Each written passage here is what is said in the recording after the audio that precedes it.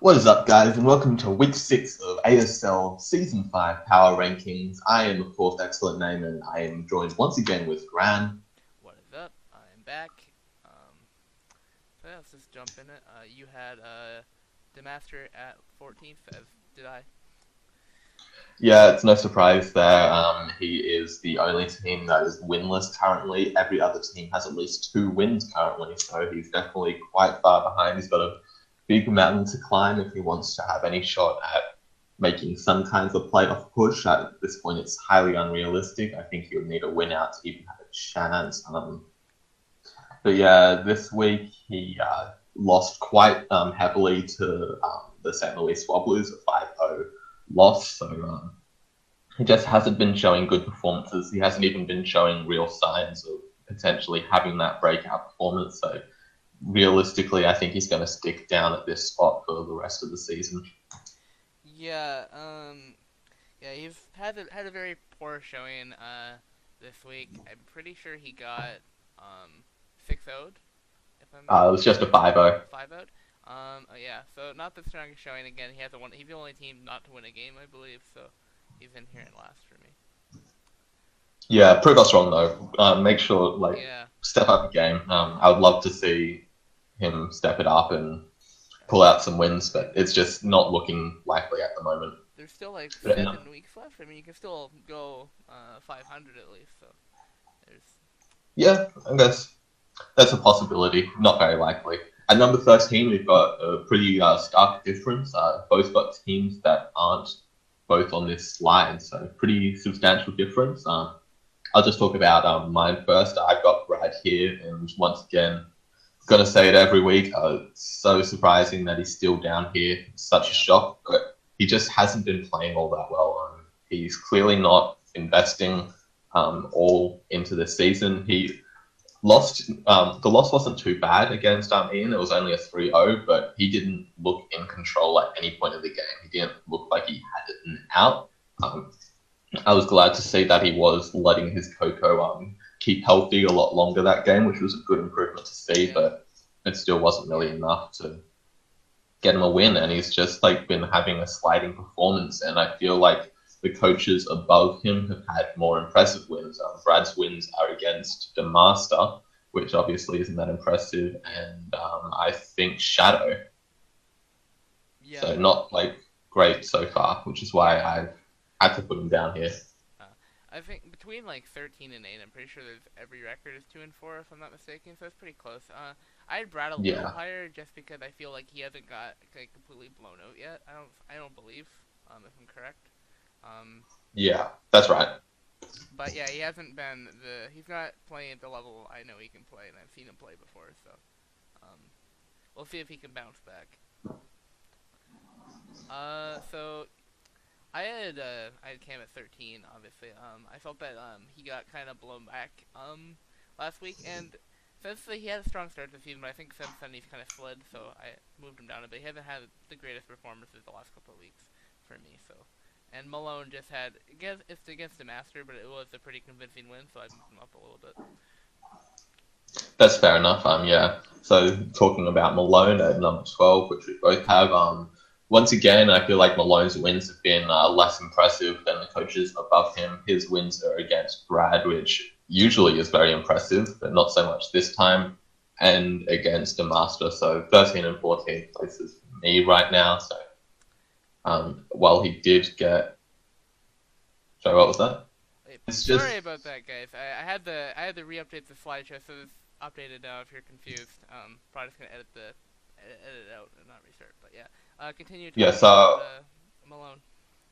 yeah, so Malone's just had the least impressive wins so far against Brad and the Master, both 13 and 14 right now. Usually Brad would be an impressive win, but unfortunately not so much this season. And while it was a very dominative win, he's also had pretty substantial losses. And yeah, it just hasn't been his best season yet. He could still bounce back. I know Malone does have it in him to make a run late season, but so far he hasn't had the most impressive performance of the 2 and 4 coaches. Yeah. So I had TCP at 11. It was really hard for me to kind of pick because they're all close. I think TCP I just feel like he hasn't had the more, I guess, the dominant wins, I guess.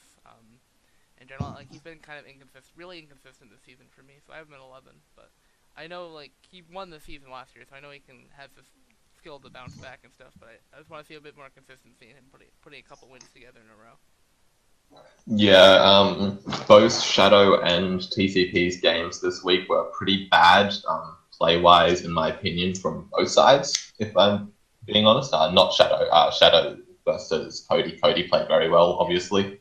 Well, the issue is that Cody just kind of swept the Suicune for the entire game. He just set up a Suicune, got his 4 kills, and then finished it off as playable. He didn't have to do much, and Shadow didn't prep to have any kind of real out against the Suicune. His best answer was nasty plot passing, and that's not a good answer. He brought like almost exclusively special attackers, I think. It was actually exclusively special attackers against a team with Suicune. That's just not good prep, and I didn't want to move him down too heavily because it was against Cody that he lost, but he just didn't play at all, really. He was been playing quite well in the earlier games, but he just didn't really play well at all this time. And while I almost wanted to move him down further, he has had much more impressive wins versus the likes of Hutch than the coaches below him do. So I did decide to keep him at least around the 11 mark.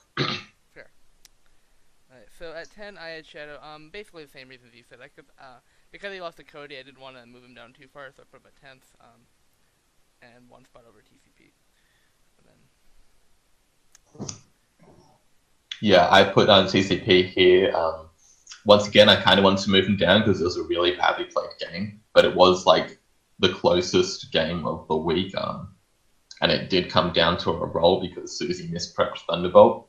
But Susie played pretty badly this game, and the fact that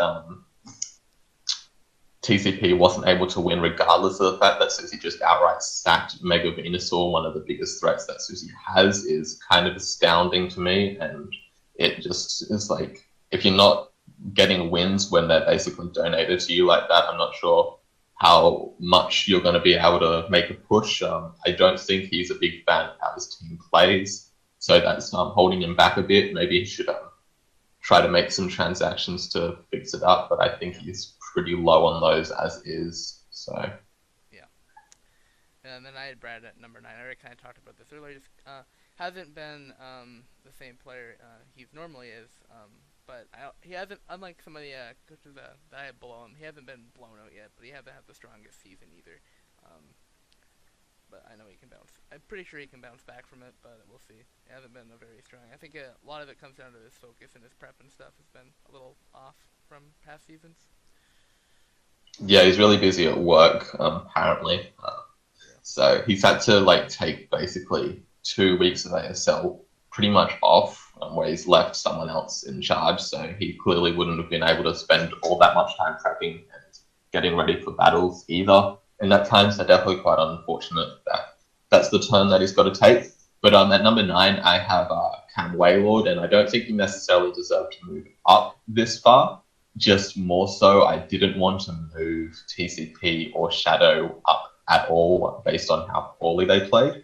And I feel like even though it was a 4-0 loss, I think that this game was actually very close, and Waylord played very well, I've got to say. He got a lot of unfortunate paras in like the worst spots that kept Almaldo alive to keep on setting up rocks and forcing the Sizzle to depot. All of those paras would have been bullet punches, or they would have been U-turns to get a momentum on the Almaldo, which lost him a lot in the end. And then also the Icicle Crash miss on the Whimsicott made the game a lot less close than it really would have been. I think Lopunny would have cleaned up anyway, but the point is that it was a lot closer than it looked, and he played really well this game, I feel, so I wanted to reward him, and I definitely did want to reward the teams above him. Yeah. And then at 8, we both have Keister. So Keister, he played pretty well. I think mostly why I'm amazed, I didn't really justify moving him up over some other coaches above him. But I think after I'm pretty sure he had a pretty bad start of the season, but he bounced back pretty nicely. So if he keeps up the pace, he's probably going to move up in the future, I'm assuming. Yeah, he's been keeping mostly fit 500 levels for most of the season. Yeah. He did win his first week and then lost the next two, but bounced back a little bit there. But paralysis is a good move, guys, and he's to really showcase that this Yeah. game. Not going to say that that was like the deciding factor, but it did give him a lot of extra momentum. Along with which passing, he kept his team very healthy, so he played how he needed to play, especially when certain conditions were met. Sub focus punch Lopunny was really cool to see, but once again, not sure he really deserves to move up over AZ necessarily, just because his quality of wins aren't as high. Yeah. So that was the main deciding factor. Just he hasn't had as strong wins as AZ has had. Yeah. And then we both have AZ at 7. I put him at 7 just because I think his in terms of his play, it's kind of slipped a bit. Yeah, he's been a little unfortunate in some of his games, but I don't know if especially the last game it was too bad. But yeah, he's been on a bit of a slide in his week. I think he's went like 1-3 his last 4 games or something like that. If I remember correctly. I think that might be it. Yeah, I'm pretty sure he started off 2-0 and then he's 3-3 now. Yeah, so 1-3 in his last 4 games. So a bit of a slide. He needs to get a couple wins together. Obviously, I don't really see any reason to keep him in the kind of the top 6. So I moved him here at number 7. Yeah, this week in particular, he played pretty badly. I got to say, the earlier weeks I think he played pretty similarly on par. Just was fighting harder coaches, but this week it was just like pretty bad play in my opinion. He got swept by a toxic Porygon too.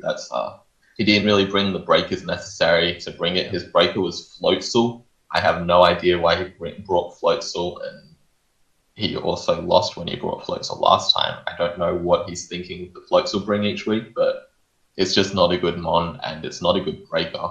But he still decided to bring it as his primary breaker for Porygon 2, and it just didn't work.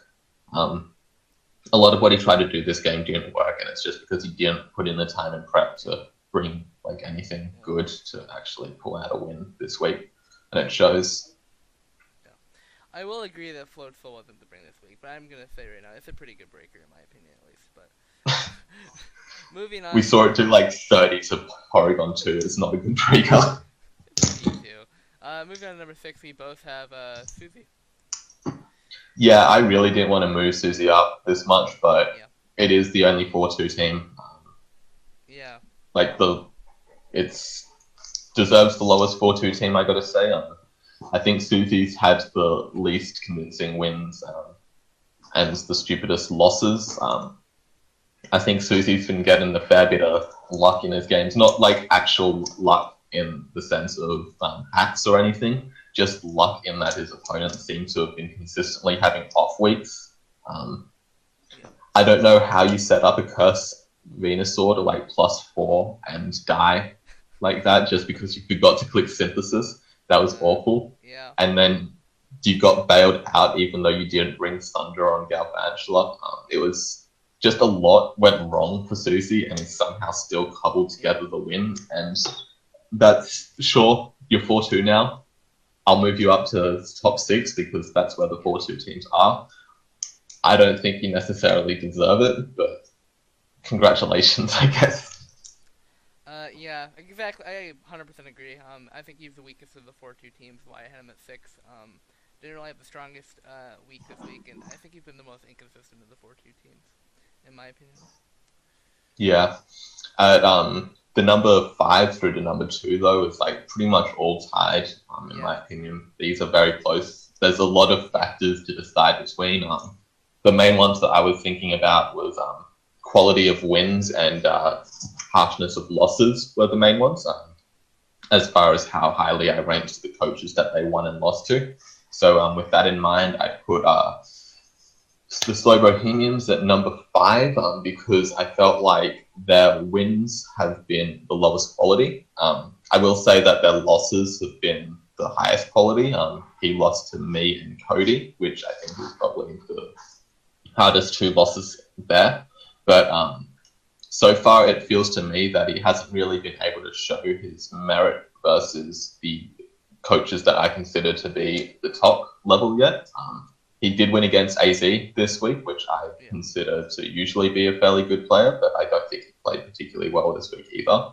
And he also did have a dominative win versus Susie last week, so he is stepping up to show that he can beat the highly ranked coaches. But I'm not sure if those coaches are necessarily considered among the elite typically. So I'm not ranking his wins as highly as you are, it seems. Yeah. I had Ian number 5. I think he's played amazing this season. I just feel like in terms of, I guess the game, I guess quality of wins, like you said, I felt that he deserved to be at number 5 in my opinion at least. But nothing take like these guys are pretty much all tied in my opinion. Like there's not too much to separate them. So Ian could easily be number 2 in my opinion as well. But I decided to put him at 5 in my order. Yeah, and then we both had myself at number 4. I didn't want to move myself up too much just because it was a close win, and Yeah. I also don't want to really upset Hutch by putting him down from 2 to like 4 or 5 and put myself above him, even though I won, just because, well, aside from anything else, he's titled his video No Guard Nine Tails, so that should give you a sense of his mindset about that game. But regardless, I felt 4 was a fairly fair position. I'm confident I'll move up, but I was confident I'll move up before. I've been having a kind of off season, but I played well this game at least, and I feel like I do deserve to move up a little bit. So yeah, we both seem to agree on that one. Yeah, I put you below Hutch, mostly because I feel like Hutch has been more consistent this season than you have, but you did have a nice bounce back win after, I believe, a loss the week before. So. Yeah. So at number 3, we both have Hutch. I feel like Hutch has had the worst losses. He lost against Shadow. Yeah. Everyone else has lost to 500 or better teams only, so that's was one of the deciding factors that would have potentially made me drop him a little bit further if it wasn't for the fact that I didn't want to drop him after such a small loss that significantly. But yeah, he has had the worst losses, but he also has had some of the best wins. Pretty close all around between myself, him, and Ian. All have had pretty close to the same level of quality wins. Yeah. So it's definitely these ones, in my opinion, are the closest to compare. TG is obviously equal in rank, but these 3, being myself, Hutch, and Ian, are the most similar, I'd say. Fair enough. And then I have TJ at number 2. So I put TJ number 2 mostly because I've been really impressed with his prep. I think his prep has been very detailed and very creative, which I've been really liking. I think he's kind of brought a lot of momentum because he didn't really have the strongest start to the season, and then he brought a lot of momentum for it. I think I really liked the way he's been playing lately, so I moved him to number 2. He could easily be number 5 though, in my opinion. I think him and you and Hutch and with Ian are pretty close in terms of the seasons they've been having, but I put TJ 2 just because I really like this prep. I really think he's playing really well, and I think he's really doing really well with a team that I think is pretty not the strongest of teams. So I really like that fact from him. So I put him at number 2. Yeah, fair enough. I put Ian at number 2. I didn't really want to put anyone at number 2, if I'm being honest. The person I wanted to put the most at number 2 is myself, but I wasn't going to do that because I don't think I have objectively earned it. I don't want to put myself in a spot unless I think that there's not really going to be anyone saying, oh, you don't deserve that. So I put Ian here. Ian did win the Commissioner Bowl, which is always an impressive feat to accomplish. He's now 2-3 in Commissioner Bowls, and he's just had some really high-quality wins. Not necessarily the most dominative wins. He's had probably the closest wins of all of them. But, he beat myself. He beat AZ in his prime. He beat... who else did he beat? He beat Cam as well. So, yeah, I don't know. It's really tough to say who deserves this 2 spot. If I had it my way, I'd put everyone in the 5 to 3 section. I don't think anyone currently really has earned the 2 spot. Yeah. necessarily, I would agree with that. but Yeah. um, obviously someone has to be ranked number two, and all of them deserve number two pretty much equally, and Yeah. all of them deserve 5-3-3 pretty much equally, Yeah. as we said a million times. But going into number one, we've got the undefeated team who seems to continue to be handed wins, honestly. Yeah. Shadow didn't play the game versus him. That's how it felt to me. Watching the game, he just went Suicune, set up, and swept through the team, and Shadow did very little to stop him. Yeah. And that's kind of how I've been feeling about a fair few of his games. If I'm being honest, he's kind of felt like he's just walked into the win,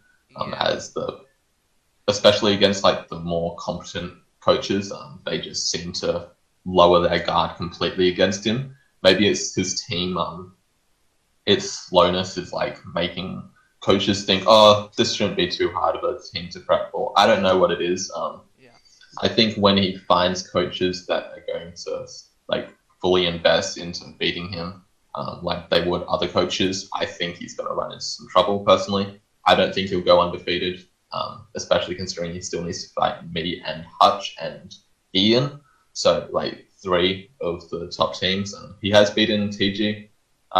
Sorry. I kept on saying TG. I'm sorry, TJ. I apologize. Your names are too similar. I know TG isn't here anymore, but still, I apologize. Anyway, he has beaten TJ, which is his highest quality win by far. Other than that, he's basically only beaten like bottom coaches, and I don't think TJ brought his best against him when he did win. So I am looking forward to seeing him fight coaches in their prime, and I don't think he'll necessarily stand up to being undefeated. But for now, obviously, he is undefeated, so he's going to get the number one spot. Yeah. I 100% agree with that. I don't think Cody's had the strongest schedule so far, but he is undefeated, so I can't put him any lower than number one, obviously. And I don't think he'll go undefeated. I've been undefeated before. It's a very hard thing to do. I don't think it's possible for him to do, especially with all the humble brag. Yep, exactly what that is. With the competition in ASL, though, I don't think it's possible to go undefeated, especially with Pokemon being such a unpredictable game. So. Yeah, and I do fight in week 9, so I don't think he'll break my win streak either. So that's also great. I hopefully will be able to keep that intact.